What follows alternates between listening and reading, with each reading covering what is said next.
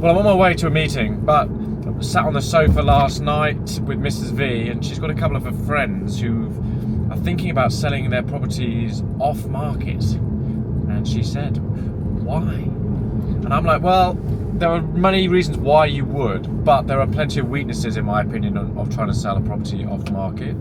I understand if you've got a property that maybe only a limited amount of people are going to see, and you go to the agent who sells those kind of properties and you get them to show their database.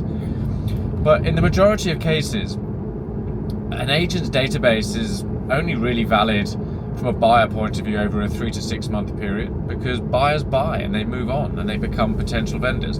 Agents value databases because then they can prospect that list for the next 10 years and find the buyers who become owners, who become vendors.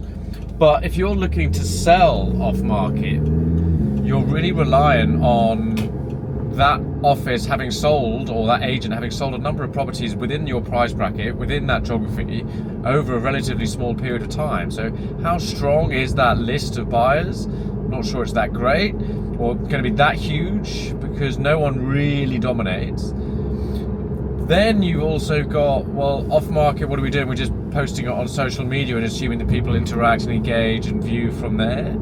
I think there's value in that, but if you look at a lot of the agents' social profiles, they're not huge, so they're not huge numbers. If you compare that to going on the market and look at the numbers that real estate and domain.com will generate in terms of eyes on, the average campaign gets about 5,000 people on it. The average campaign will get 50, 60, up to 100 inquiries on it. The average campaign will have anywhere from probably 30 to, well, I've seen 200 plus go through open homes. And at the end of that, you'd like to think that anyone who potentially could purchase your home has seen the property. And that is your best chance of finding the buyer who sees it at the property at a premium, or generate enough competition to create an auction environment that will ultimately maximize the value of your property. I think off market is a false economy. Personally, I think a lot of agents will use it as a listing tool. Oh no, we don't need to go to market. I can save you some dollars. What we'll do is we'll try off market.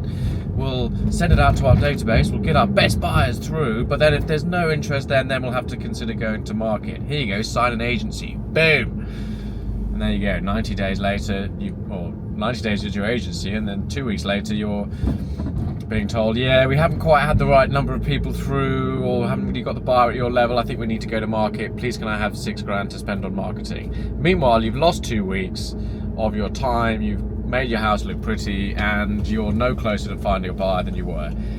I suggest the best tip is to, if you've made the big decision and the emotional decision to go to market to sell your home, you want to make sure as an owner you're doing everything you can to maximize your outcome and your result.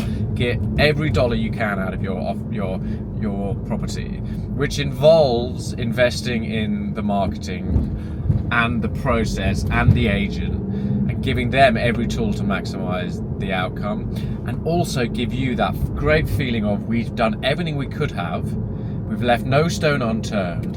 And then the clarity of knowing that best offer that you got, ideally at auction or before auction or within 4 or 5 weeks of being on the market, when there is activity around your home, is your best possible price. Move on, turn a page, new chapter.